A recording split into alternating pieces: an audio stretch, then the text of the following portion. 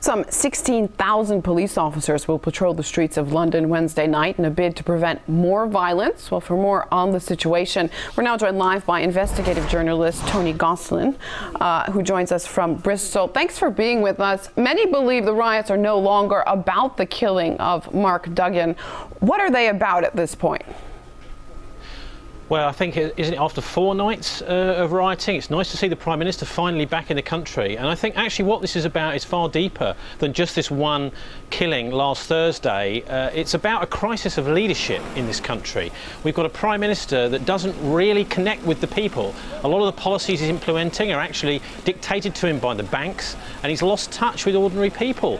There's also a crisis at the Metropolitan Police. We had Sir Paul Stephenson, who was a very well-respected leader of the Metropolitan Police, had to resign recently, and there seems to be like a rudderless ship that the police are at. So we're also confronted with this whole generation of young people, many of whom voted for the first time in the general election last year for Liberal Democrats, a lot of them, and they've all been betrayed. They all feel angry. So there's a simmering anger under the surface. But this killing of Mark Duggan last week clearly was the spark, and it's not the only death of an ethnic minority that the police have actually been responsible for. So, you know, we've had something like 340 deaths, mostly of ethnic minorities, in police custody over the last 12 years. Now, that's around about 1 a month, without a single conviction of a police officer. So this seems to me is a message that this particular killing last Thursday is not going to go unanswered. And it was also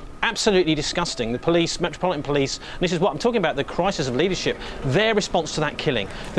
Basically just ignoring the family's pleas to have some explanation. We've also heard now that there was lies told on the day to the press about who had fired the first shot, and it also seems that a dum-dum bullet was used to kill Mark Duggan. A one shot to the chest, we're told. So the lies that were told on the day just make things worse. So this is very irresponsible behaviour by the police, and I think we need to see a wholesale re-examination of the way that we investigate these various kinds of death, either in custody or as people are being arrested, because it starts to look like there's some kind of shoot-to-kill policy out there. With that said, how do you see the situation developing in the coming days? Well, I think unless there's decisive leadership and decisive action from the Prime Minister, from the government, which frankly, I mean, he's doing some soul searching right now, I imagine, David Cameron, but will he find his soul? This is the question. Unless there is some kind of decisive action, this is likely to continue to sort of bubble along.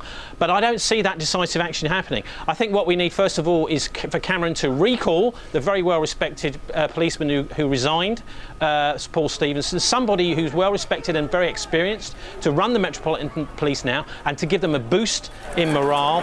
And we also need to know the names of the police officers and the firearms people who shot Mark Duggan. And we also, well, I would say, as a society, it would be nice to see that that officer who fired that fatal shot arrested, and that would give a lot of confidence that the police are not above the law, because that's what many of these young people are saying. I'm not excusing the violence and the burning. Of course, that's criminal behaviour which should be punished. But you have to understand that there are big reasons for this, and that have been going on for many years, and particularly the mistreatment of ethnic minorities by the police, both in custody and by the rather ruthless way they seem to arrest them.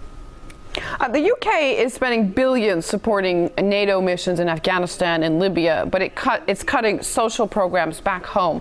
Do you think London is spending its money wisely here? Well, look, Anissa, that is the backdrop to all of this, which is this is a kind of an IMF riot, the sort of thing that we used to see back in the 1990s and 80s in third world countries. That kind of thing is now coming home, because this is the backdrop to all of this is the austerity measures, particularly the way that the youth have been completely sold out. Most of these people who are out on the streets really feel there's no future for them. They've been spending a lot of their time doing things like playing video games, and they can't see a future for them in Conservative Britain. So there's going to have to be a lot of soul searching within the government, and also there's going to have to be some kind of answer given for these young people. I suspect the Conservative response is going to be to come up with something like national service, but that's not what these young people need. They need a future, they need jobs, and that's what we need to have from the government, is decisive action against the banks to actually take back control of our economy. All right, investigative journalist Tony Gosselin on the line with us live from Bristol. Thanks for that.